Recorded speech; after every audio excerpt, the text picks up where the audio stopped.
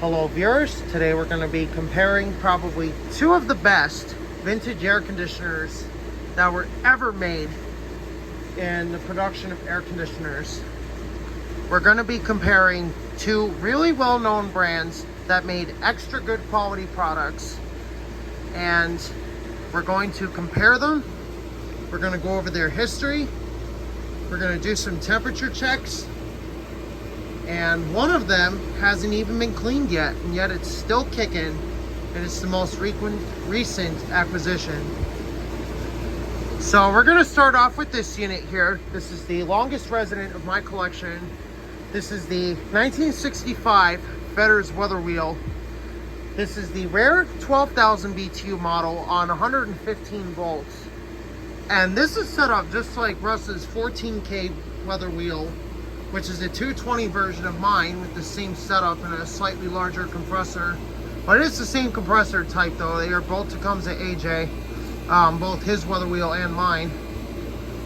My weather wheel is currently undergoing restoration right now. The second unit will be undergoing restoration as well. So without further ado, let's go ahead and start going over the history of the 1965 Fetters Weather Wheel. And after we go over the history, we're going to take a look at the power. We're going to go over the power information, the consumption, and the energy efficiency rating. So the Fetters Weather Wheel was built in 1965, and it was bought in the summer of 1966. Going by the date code we have on the compressor here, August 31st, 1965.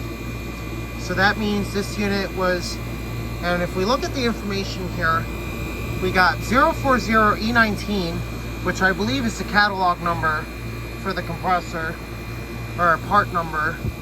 The E means the compressor has an Emerson motor inside. H3165 means it's made on August 31st, 1965. The single dot means it was made on first shift. The compressor serial number is 720862.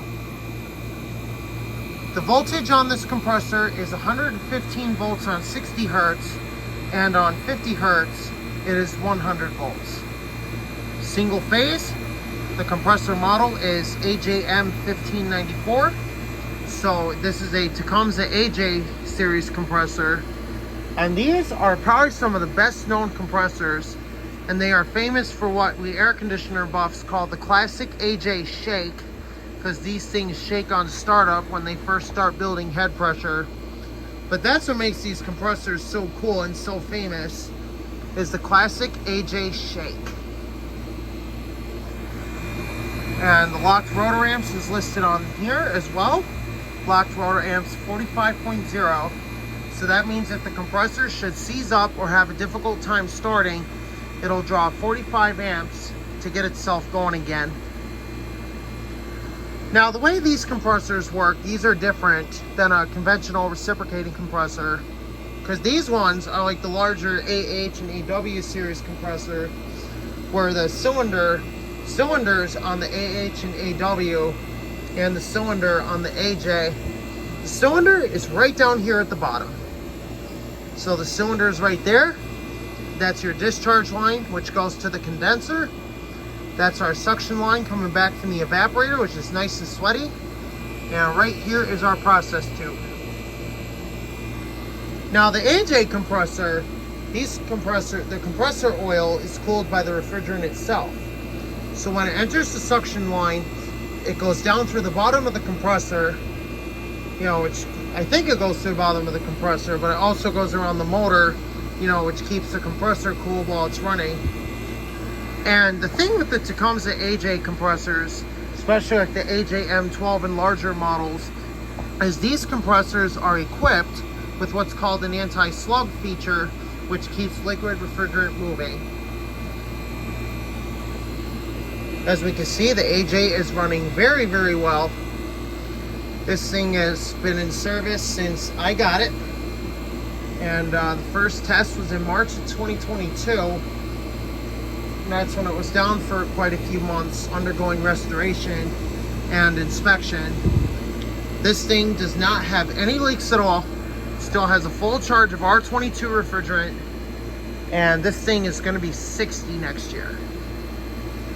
So the power consumption for the Fetters weather wheel, this unit draws 12 amps of power at 1400 watts, and the cooling capacity is 12,000 BTUs per hour. So this is one of the rare 115 volt 12,000 BTU models. Unfortunately, it did have a fan motor failure.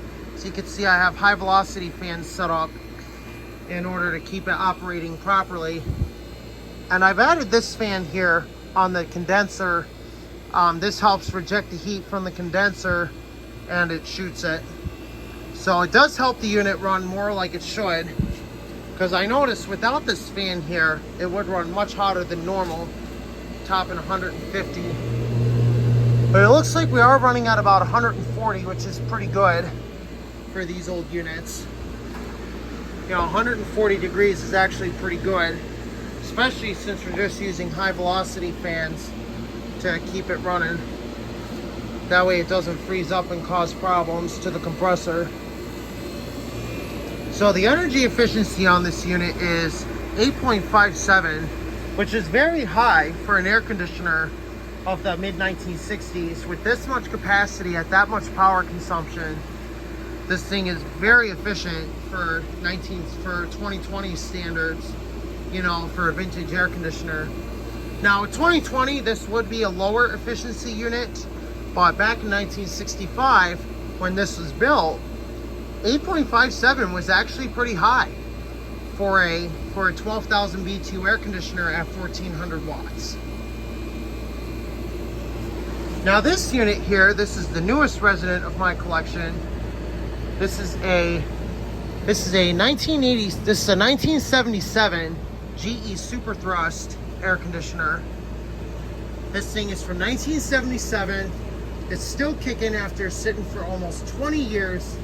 This thing is absolutely insanely powerful. And this unit here, the 1965 weather wheel, this thing sat for 36 years.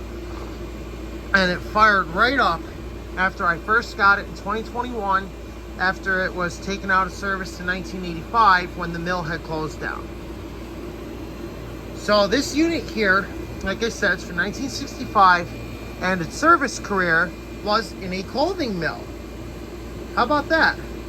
The old mill, which is right by the Dalton Streamside Park, for those of you that are familiar to the area, it's still there, and yet it had gems of air conditioners, which I was told I was getting both of those units by a good friend of mine that owns it now, because he was originally going to junk them, but then I stepped in and saved the units, so we're still waiting on the other one. This thing is, look at the size of that capacitor. That's what you call good build quality right there. The capacitor is not even bulged. It's still going 36 years later. That is absolutely wonderful to see an old beast like this still in service, doing what it does best. Compressor is very happy. The feeling it on the bottom is just barely lukewarm. Discharge line is nice and hot, and the suction line is coming back ice cold. It is very sweaty. So now we're going to move over to the GE Superthrust. The GE Superthrust, even though yes it is a later unit, it is still one of the best air conditioners that was ever made. Regarding 115 volts units, this is one of the two best air conditioners that I know of that was made back in the 60s all the way up to the 80s. Now the cool thing about this one is it has the old style setup, which is quite late for the GE Superthrust, because the early GE Superthrusts from 1962 to I believe 1968 or something like that, these units had this style control panel, and then starting in the early 70s they switched to the evaporator being on the bottom and the control panel being right here. Now with this unit being as late as it is, it still has the original 60s setup, which means this unit was likely a luxury unit This is one of the high-end models of the General Electric Superthrust air conditioners. Here's a look at the information tag right here. It is rated for 115 volts, single phase, uses a 15 amp time delay fuse or circuit breaker. So this one's definitely from the late 70s. Amps is 12.0 amps, 60 hertz.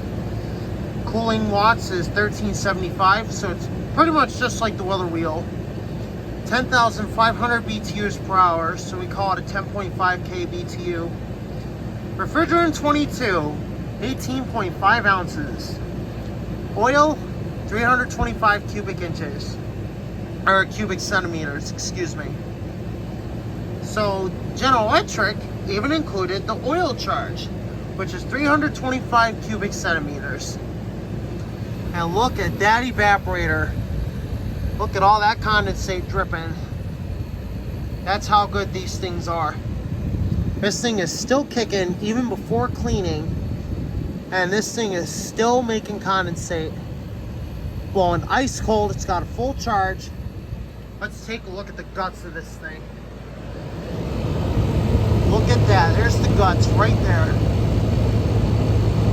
That GE rotary, that thing is coming back ice cold and very sweaty. That means it's still working perfectly. Here's the fan motor right here. You can see this is 115 volts. Very big motor for a GE air conditioner. This thing has a ton of hours on it. And yet this thing is working perfectly. And yes, it does have a metal fan, which I think is excellent. See the condensate ring right there? Now with this one, I do not believe the drain hole, I don't believe the drain hole was taken out, or drain plug. I believe it is still in there. But this thing is absolutely filthy inside. Look carefully there. You can see just what I mean by how filthy it is inside. This thing has a ton of hours on it.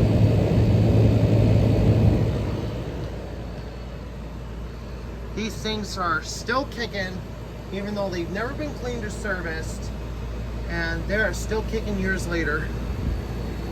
So now we're going to get to everyone's favorite part. Before we get to the compressor sound, where we stall the fans for a minute so you can hear the compressor, I do want to point something out. You know, when you are testing these things, especially the GE Superthrust with spine fin coils, be sure you're careful where you insert the thermometer or your temp gun, because you don't want to accidentally damage the spine fins and cause it to run inefficiently. So we're going to go ahead and turn on my temp gun here. I use this, and it looks like we're going to be testing. Let's see, what are we testing at here? Just going to wave it around a little bit just to warm it up.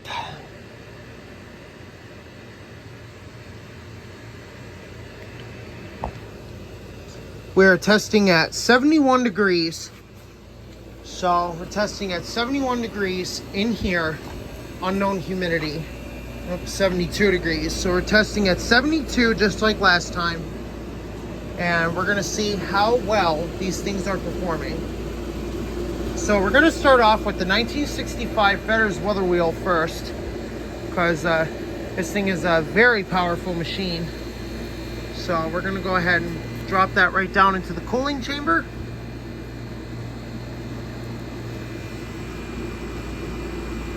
Or 48. Now, unfortunately, sometimes I don't set this slow enough, which in this case I didn't.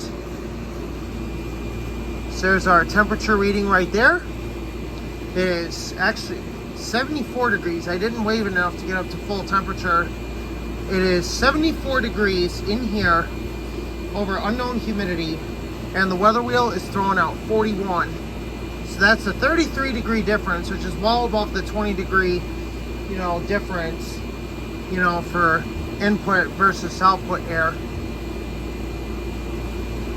That is very, very good for a 1965 weather wheel, especially for something almost 60 years old.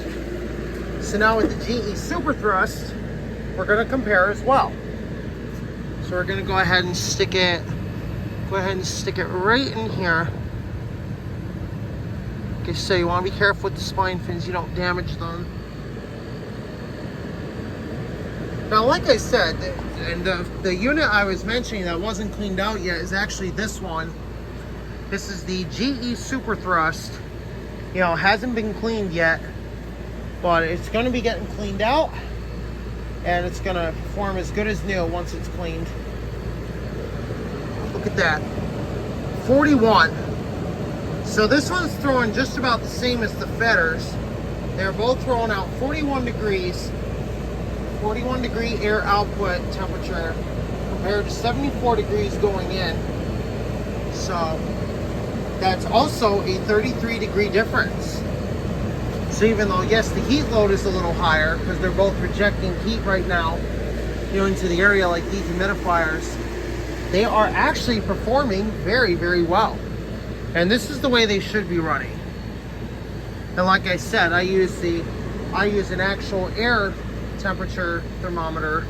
So this measures the actual air temperature, which this one is throwing out 41 degrees. And the weather wheel is throwing 41 as well. So they're both blowing ice cold.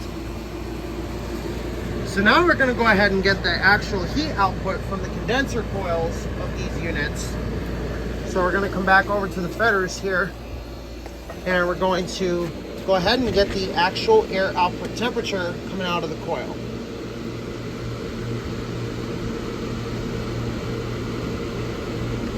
That warm up here.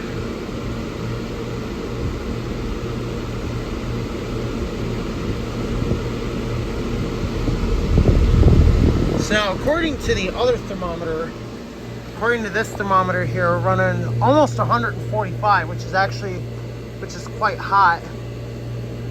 With the two fans set up, this thing was running pretty well.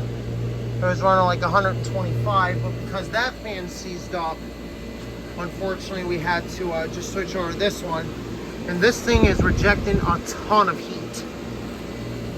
So this thing is performing quite well. And you can see here, looks like the actual air temperature we're throwing out is 132 degrees. So this thermometer is off a little bit because this is going through the entire coil. But the actual air temperature being drawn out of the coil is 133 degrees. So that's pretty good. So it's a little bit hot, but it's not out of the ordinary.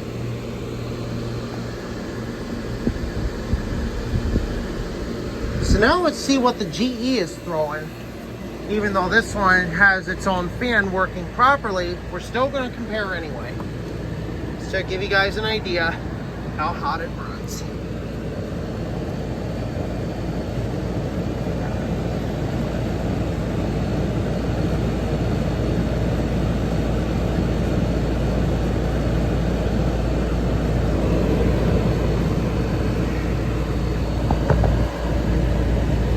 What I'm doing right now is I'm trying to get it in the correct spot where we get the most airflow, where we make full contact with the condenser. So with the General Electric here, we're looking at 112 degrees coming out the condenser, which is actually quite good.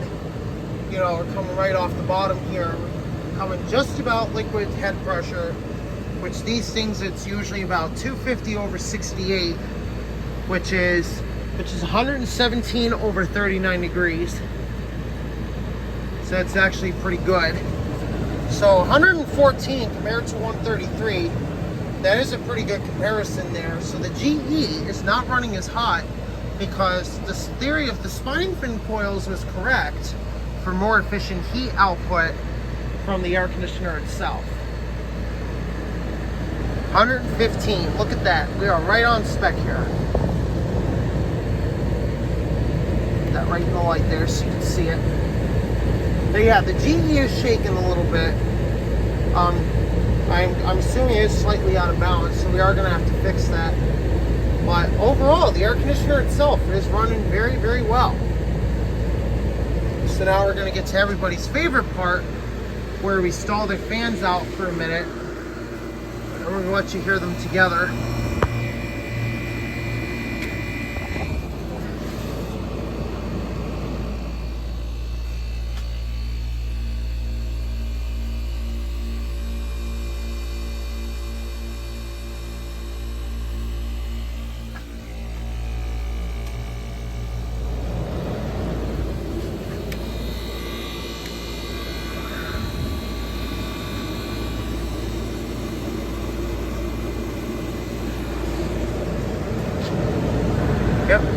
throwing out 121.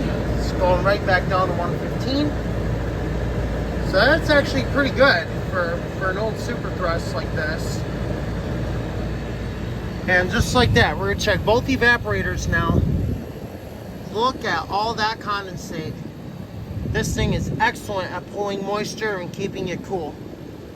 And look at how thick that tubing is. That is very, very thick. That's how good these machines are. And looking at the 1965 weather wheel right through the fan, exact same thing. That thing is fully sweating.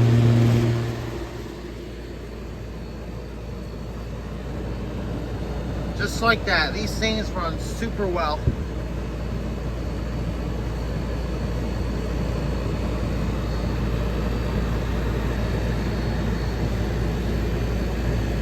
GE blowing ice cubes. So really now with the General Electric, we're going to go over its history here. The General Electric was probably bought in the summer of 1978. So we're just going to assume the theory was bought in the summer of 1978 because it was made in June 1977. So we actually got a manufacturer number here. So it looks like here our batch number is 24, lot number 1, and 677 is June 1977. So that's how you decode these NP information here. That's your manufacturer info.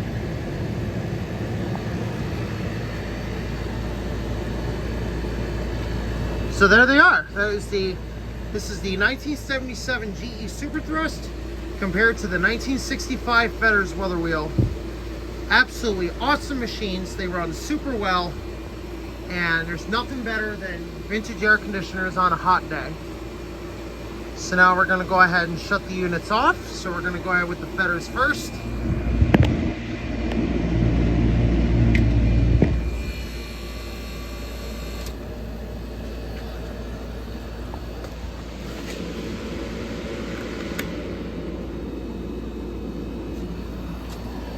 Now we're going to go ahead and shut the GE off as well.